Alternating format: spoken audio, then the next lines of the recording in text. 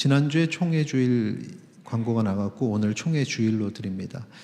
이제 여러 가지 총회 일들, 알찬 내용들의 일들을 아주 많이 하고 있고요. 또 이번에도 가서 총회 직원분들하고 이제 대화를 많이 나누면서 또 중고등부, 청년부 살리는 그런 어떤 생각을 좀 많이 하면서 그 지난번에 칼빈 대학교, 또 대신대학교, 또 광신대학교, 그리고 총신대학교 그 학부에 SC 동아리를 만들었고 그 학생들 중심으로 해서 SC 멤버들 모여서 일주일에 한 번씩 모여서 예배도 드리고 이제 그 친구들이 우리 중고등부 스텝들로 또 우리 수련회 헌신도 하고 이렇게 하고 있습니다. 그리고 그 친구들 우리가 이제 비전 트립을 우리 스텝들을 먼저 1월 중에 보내려고 하는데 저보고 좀 같이 가줬으면 좋겠다는 요청을 했는데 제가 또 교회 사역하고 연결이 돼야지 가지 뭐 저는 총회 직원이 아니니까 그래서 제가 이제 제안을 한 게 뭐냐면 그 팀들 열정을 가진 이 20대 청년들과 함께 인천 지역에 우리 교회 포함해서 인천 지역의 청년들 중에 리더 역할을 할 수 있는 헌신자들을 뭐 임원은 나중에 임원직은 주더라도 한 5명 정도를 뽑아서 또 이제 일단은 기본적으로는 자비량으로 하게 할 겁니다. 그리고 이제 뭐 이렇게 뭐 관광 뭐 회사 연결 안 하고 우리 거기 선교사님과 함께 우리가 프로그램을 짜서 현지의 크리스찬 청년들하고 함께하는 프로그램도 만들고 어떤 연합하는 그런 어떤 열정적인 어떤 그리고 또 가서 집회도 할 거고요. 그런 프로그램을 만들 때 우리 교회 그리고 이제 인천 지역에 제 생각에는 인천노회가 이 SC 활동 너무 약한데 그 몇몇 교회들 비전이 맞는 교회들에서 추천받아서 그렇게 해서 가면 그 친구들이 정말 열정적이기 때문에 SC에 헌신하는 모습을 보고 그럼 이제 이 친구들 중심으로서 경인 인천 지역의 SC를 살리는 그런 일을 계획을 하고 있습니다. 그리고 이제 그 친구들이 2월에 중고 청년대학 일반 중고 청년 대학생들을 이제 리더의 역할을 하는 거죠. 2월에 또 계획이 되어 있습니다. 1월, 2월. 우리가 물론 이제 최근에 일본의 지진이 나서 그거 좀 지켜보고 있습니다. 지켜보고 있고 돈이 조금 더 들어가더라도 항공편을 취소할 수 있는 항공편을 하는 게 좋지 않을까 이렇게 생각하고 있고요.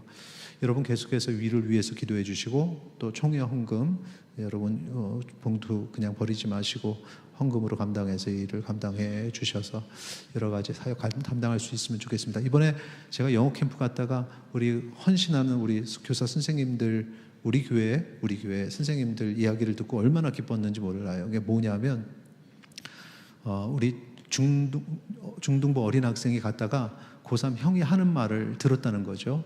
우리 교회 고3 우리 자녀가 이번에 이제 신대원 가서 야 나 이번에 고3 마지막 고등부의 마지막 수련회인데 이번에 은혜 받아야 돼. 그러면서 제일 먼저 그 제일 앞자리로 고3 형이 가니까 보고서는 깜짝 놀란 거죠.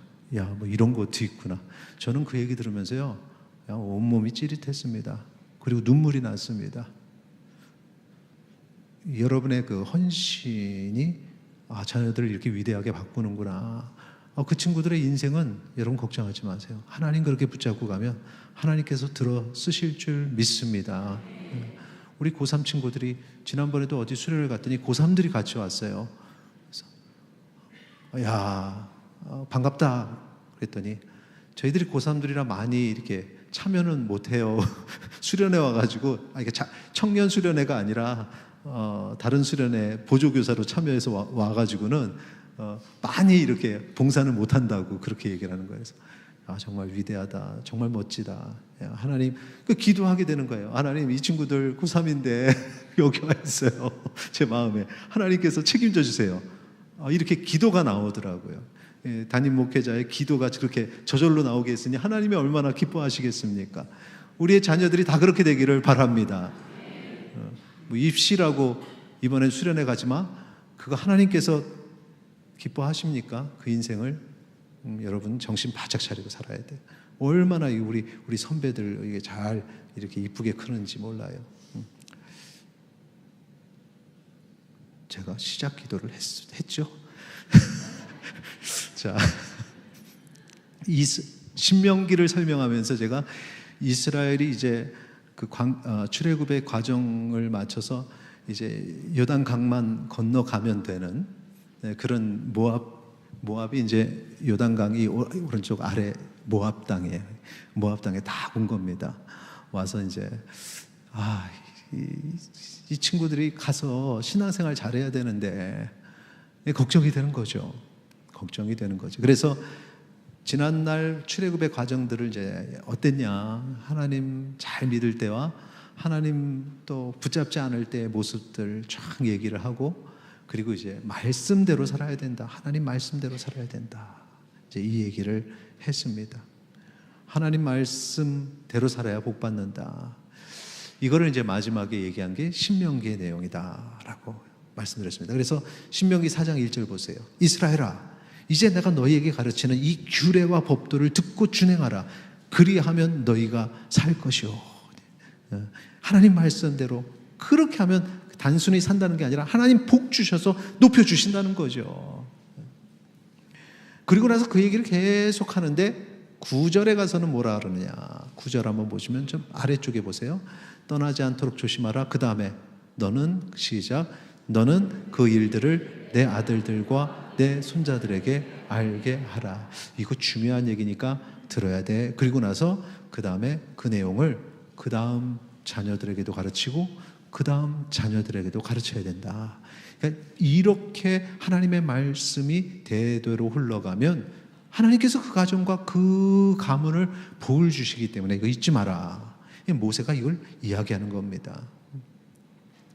그런데 우리가 이제 그 시절을 보낸 우리의 입장에서 이렇게 돌아보면 이스라엘이 참 말을 안 들었습니다. 출애굽 과정에서도 계속 불평불만했고, 이제 가나안에 들어가서도 뭐 여리고 쳤다고 교만해가지고 아이성한테 패배한 그런 모습들을 보게 되죠. 항상 그 가나안에서의 삶을 보면 왜 이렇게 불순종하는지, 남북 왕조의 그 왕들의 모습을 보면 여호와 앞에 순종한 왕보다는 불순종한 왕이 더 많았습니다. 왜 이렇게 이스라엘은 모세가 그 민족의 지도자 모세가 강조하는데도 뭐 출애굽 때서부터, 이건 출애굽의 문제가 아니라 인간이 이 땅에 삶을 시작한 아담과 하와 시절서부터 왜 이렇게 하나님 말씀대로 살지를 않을까요? 그 이유가 뭐겠습니까? 이렇게 생각하면 너무 거창한 것 같은데 여러분이 자기의 일로 생각하고 한번 보세요. 우리가 믿음과 신앙을 가지고 산다고 주일날 고백하고 다짐을 하고 일주일의 삶의 현장에 가서는 그걸 잊어버리고 하나님 말씀대로 살지 않는 경우들이 너무 많습니다. 이유가 뭘까요? 자꾸 하나님이 눈앞에 안 보이니까 그렇습니다. 하나님이 눈앞에 안 보이니까. 하나님이 눈앞에 보여서 잠잘 때도 꿈에도 보이고 눈 딱 떴는데 하나님부터 생각나고 어떤 일을 하는데 하나님의 음성이 막 들리고 막 이러면 절대 불순종할 수가 없습니다.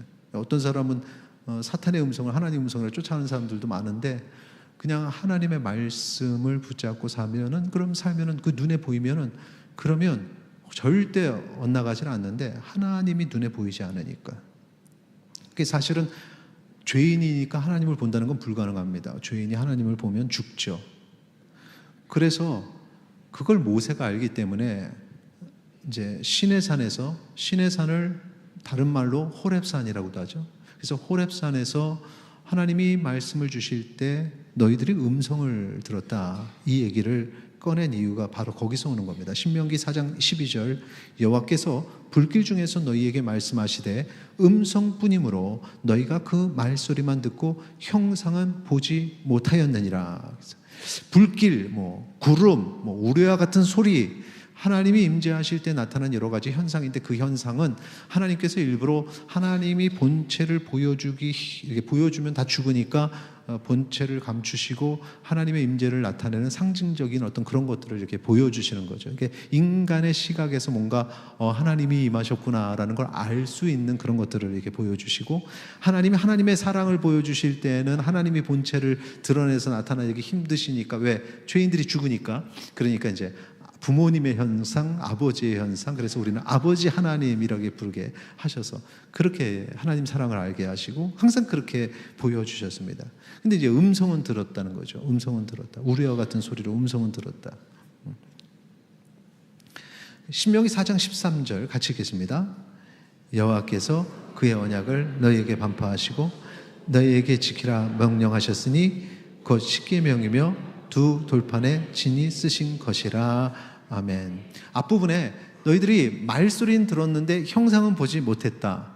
그런데 그 말소리가 그 하나님의 계명이죠. 하나님의 말씀. 그걸 그냥 스치고 지나가면 그러면 이제 다 기억을 못하는 겁니다. 그러니까 하나님께서 올 때 돌판을 좀 가지고 와라. 그래서 거기에 새겨서 주신 겁니다. 그래서 그 두 돌판을 물론 한번 깨진 다음에 그 다음에 또 다시 갖고 오게 됐는데, 갖고 와서 딱 보여주니 이제 그 스쳐 지나가는 순간적인 말씀이 이제 내 눈에 보이는 말씀이 된 겁니다. 그러니까 하나님은 볼 수 없지만 하나님의 말씀이 내 눈앞에 보여지게 된 것이죠. 이 얼마나 귀합니까? 그래서 우리 윗세대의 우리 어르신들, 우리 크리스찬들, 믿음의 조상들의 그 삶의 모습 보면은, 야, 이게 어쩌면 그렇게 하나하나가 다 성경적일까? 저는 이 말씀 가지고도 깨달았습니다. 왜냐하면은 하나님의 말씀이, 큰 하나님의 말씀이 눈에 보이게 있는데, 이게 또 시각적인 거죠. 크게 이 하나님의 말씀이 내가 보지 못하는 하나님의 그 말씀이 내 눈에 보여지게 주어진 십계명의 그 돌판처럼. 그러니까 이 말씀이 얼마나 귀합니까? 그래서 이 말씀을 되게 귀하게 여기시는 거죠. 그런데 이제 약간 신세대들은 여러분 이거 우상 숭배하지 마세요.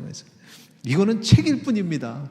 이 속에 담긴 내용이 하나님의 말씀이지 이건 책일 뿐이라고. 저도 한때는 그런 생각을 했습니다. 이거 우상처럼 이걸 뭐 귀하게 여기고 그러면 안 되지 않나.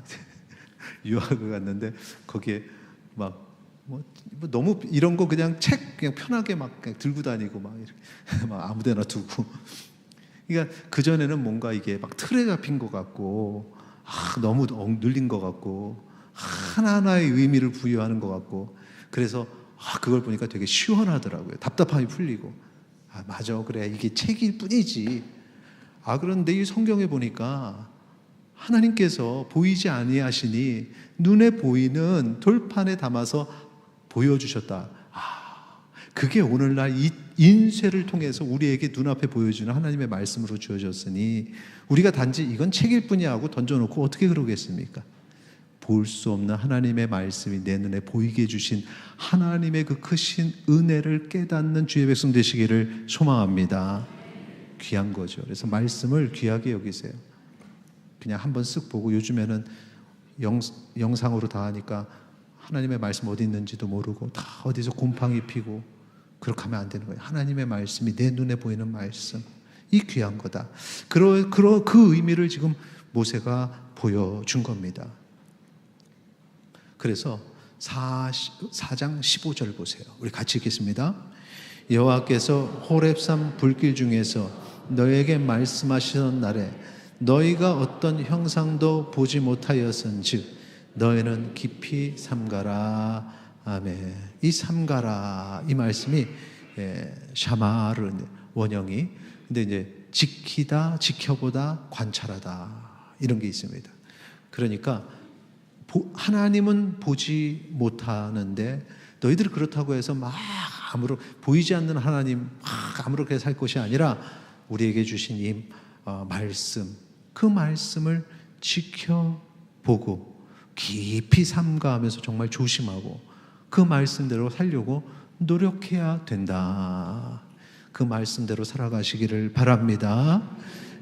그러니까 이 하나님의 말씀이 개혁주의 신학에서는 말씀이 중요하다. 단순히 어떤 신학이나 어떤 그냥 교리를 주장하는 주장에 의한 게 아니라 지금 이 말씀에 보면 하나님께서 이 말씀을 보게 하시고 듣게 하시고 행하게 하심으로 하나님을 보는 것과 같은 놀라운 은혜와 역사를 우리에게 주신다는 사실을 기억하시기 바랍니다. 그래서 이 말씀을 통해서 우리는 하나님을 만나는 겁니다. 어떤 사람은 귀신 보는 것처럼 하나님 보게 해달라고 자꾸 그렇게 이상하게 가는데, 하나님의 말씀 속에 역사하시고 보여주시는 그 하나님의 뜻이 여기에 담겨져 있는 거죠. 그래서 하나님 말씀을 보고 하나님을 만난 사람들은 절대로 하나님 어디 있냐는 소리 안 합니다. 하나님이 전능하신 하나님인 줄 알고 존귀하신 분인 줄 깨닫고 거룩하신 분이라는 걸 압니다. 그래서 하나님 말씀을 보는 사람은 늘 하나님을 경외하기에 두려워하죠. 신앙생활 잘해야 된다. 신앙생활 잘해야 된다. 하나님이 없어. 눈에 안 보니까 없어. 라는 소리 절대 안 합니다. 그런데 하나님의 말씀을 안 읽는 사람들이 눈에 보이지 않으니까 하나님 없다는 겁니다. 그 차이가 뭐냐? 하나님 받느냐 안 받느냐, 이 시각적으로 그게 아니라 하나님의 말씀을 읽고 듣고 행하느냐 그렇지 않느냐의 차이인 것입니다. 이사야 선지자니까 하나님의 음성을 듣고 그 말씀을 전하니 매일 이 목회자, 이 강단의 설교자처럼 하나님 말씀을 늘 접하는 사람, 그러니까 하나님을 두려워하는 겁니다. 하나님을 직접 본 게 아니라 환상 속에서 보고도 덜덜덜덜 떠는 겁니다. 이사야서 6장 5절, 그때 내가 말하되 화로다 나여 망하게 되었도다. 나는 입술이 부정한 사람이요 나의 입술이 부정한 백성 중에 거주하면서 만군의 여호와이신 왕을 배웠음이로다 하였더라. 환상에서 봤는데 직접은 못 본다고 했습니다. 환상에서 봤는데도 내가 여호와를 봤다. 어떡하나, 이 죄인이 여호와를 봤다. 어떡하나. 야, 이게 하나님 말씀을 통해서 늘 하나님을 경외하는 사람은 이런데, 감히 하나님의 말씀 듣지도 않고 읽지도 않고 행하지도 않는 사람은 두려움 없이 하나님 한번 보여주세요. 무섭지를 않은 거죠. 경외함이 없는 거죠. 이스라엘 백성들은 늘 하나님 보여달라는 겁니다. 하나님이 어디 있냐는 겁니다. 하나님께서 이렇게 말씀하십니다. 이사야서 6장 9절에서 10절, 여호와께서 이르시되 가서 이 백성에게 이르 너희가 듣기는 들어도 깨닫지 못할 것이요 보기는 보아도 알지 못하리라 하여 이 백성의 마음을 둔하게 하며 그들의 귀가 막히고 그들의 눈이 감기게 하라. 염려하건대 그들이 눈으로 보고 귀로 듣고 마음으로 깨달아 다시 돌아와 고침을 받을까 하노라. 이렇게 하나님께서 말씀하셨습니다. 그러니까 지금 보고 듣는 게 하나님의 말씀을 보고 들어서 하나님을 만나야 되는데, 하나님의 말씀 듣지도 않고 보지도 않고 그대로 행하지도 않으니까, 그러니까 이가 정말 답답하구나. 그리고 나서 이들 보지도 못할 것이요 듣지도 못할 것이요 깨닫지도 못할 것이다. 이제 이게 아버지의 마음으로, 부모님의 마음으로 바꾸면 이거죠. 속상하다는 거죠. 말을 해도 말을 안 듣는. 그래, 한번 그렇게 살아. 어디 한번 망해봐라. 네 마음대로 하다가 어디 한번 망해봐라. 이거하고 똑같은 겁니다. 그러니까 마음을 둔하게 해야 돼. 하나님께서 그렇게 말씀하시는 게 아니라 너무 안타까워하시는 겁니다.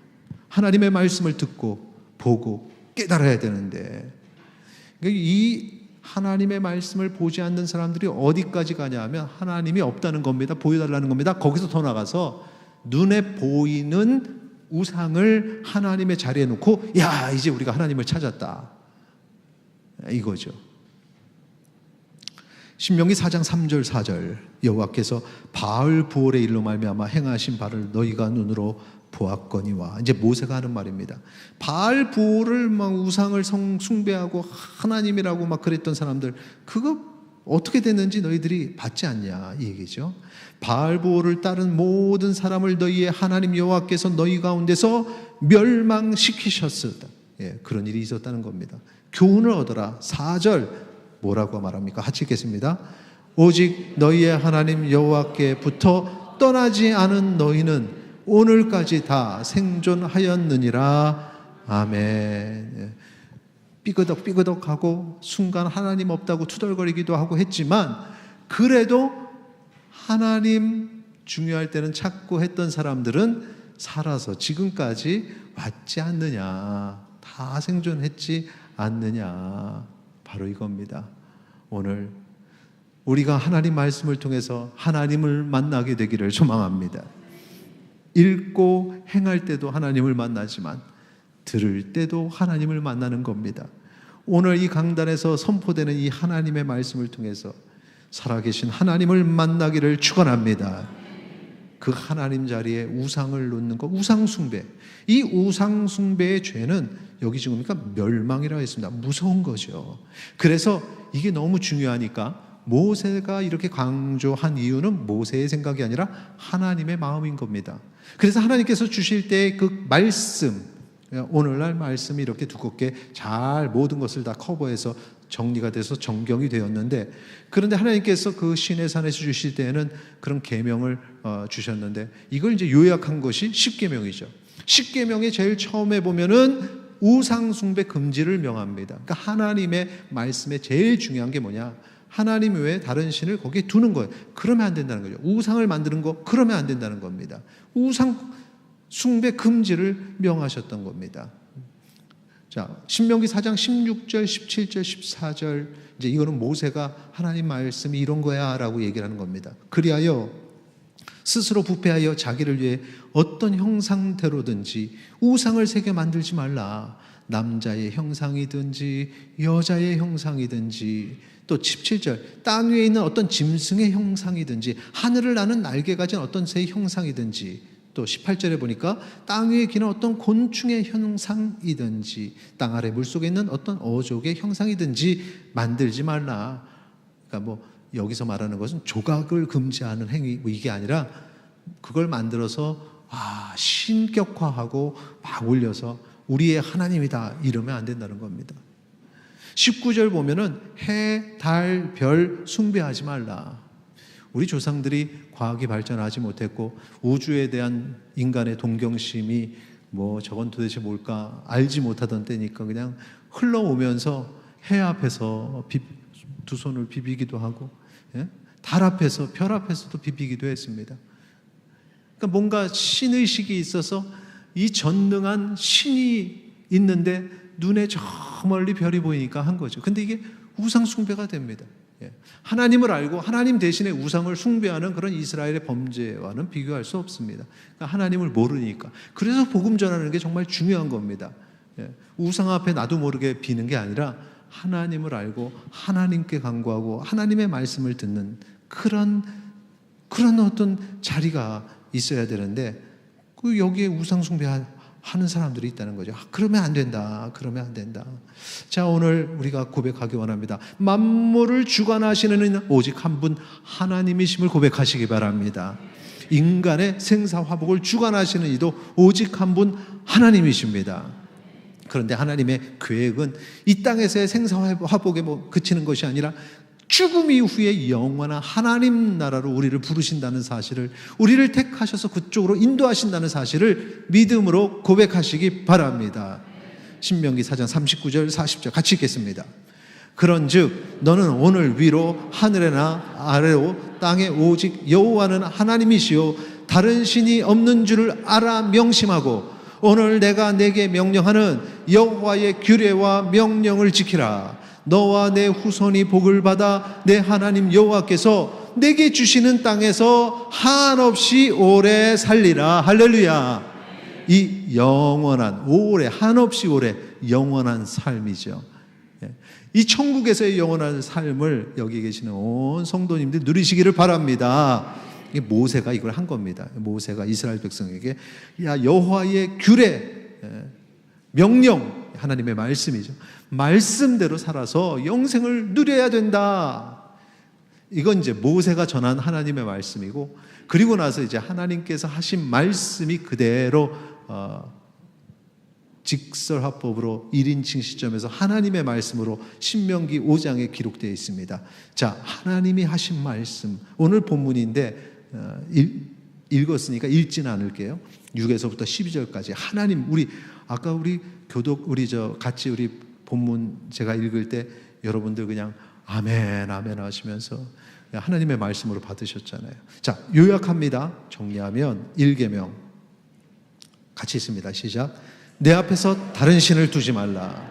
2계명 우상을 만들지 말고 절하지 말라. 3계명 여호와의 이름을 망령되이 일컫지 말라. 4계명 안식일을 지켜 거룩하게 하라. 할렐루야. 여러분 오늘 주일 주께 예배 드리는 이곳에 모여 주께 온전한 예배를 드리는 것, 안식일을 지켜 거룩하게 하는 거죠. 안식일이 언제냐 따져가지고 토요일이다. 하나님이 야 토요일이 귀한 날이야 이렇게 말씀하신 게 아닙니다.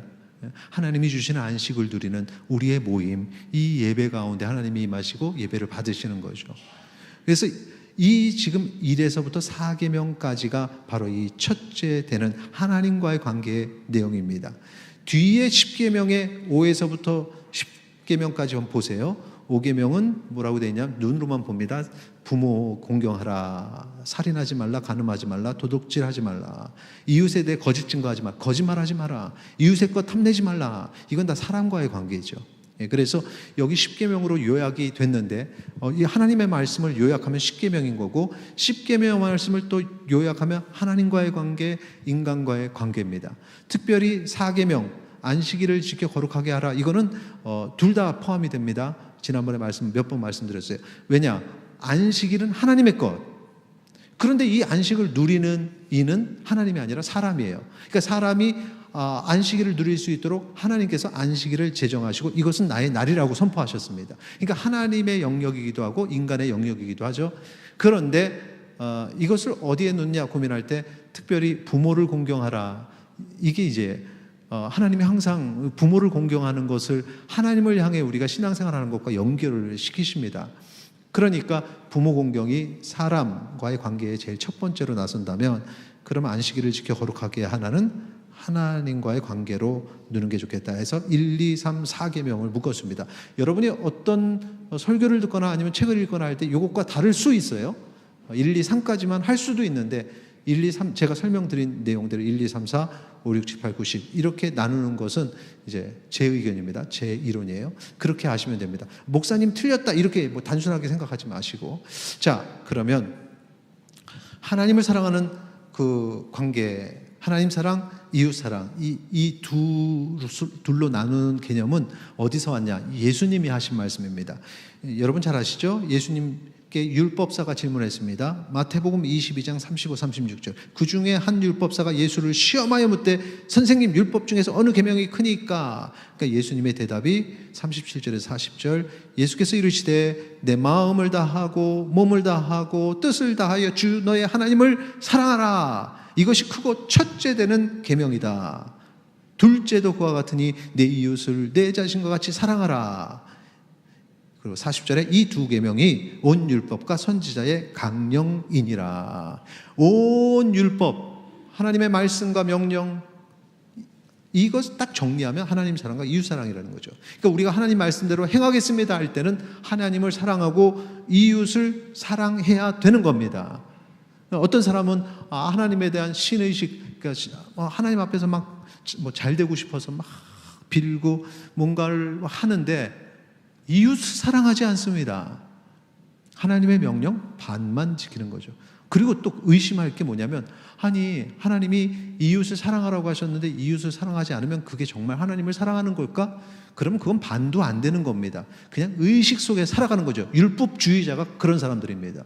신앙생활이 그런 게 아닙니다. 예배 한 번 드렸다고 해서 10분의 1, 한 10% 정도의 신앙생활밖에 안 하는 겁니다. 여러분은 하나님을 사랑해야 되고 그 사랑이 진짜라는 걸 보여주시려면 이웃도 사랑해야 되는 거죠.